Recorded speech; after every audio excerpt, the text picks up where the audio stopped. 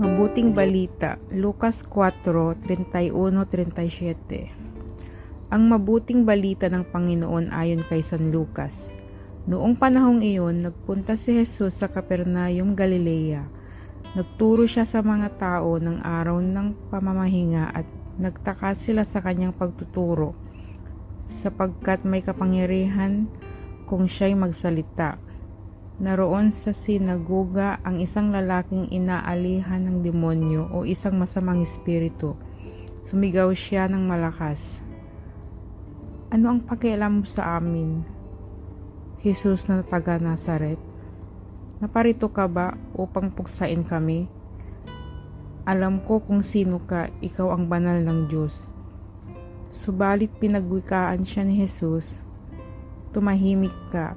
Lumayas ka sa taong iyan." At sa harapan ng lahat, ang tao'y inilugmok ng demonyo at iniwan ng hindi man lang sinaktan.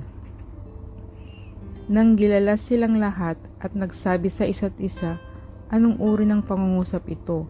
Makapangyarihan at mabisa." Pinalalayas niya ang mga masasamang espiritu at sumunod naman sila. At kumalat ang balita tungkol kay Jesus sa buong lupaing iyon, ang mabuting balita ng Panginoon.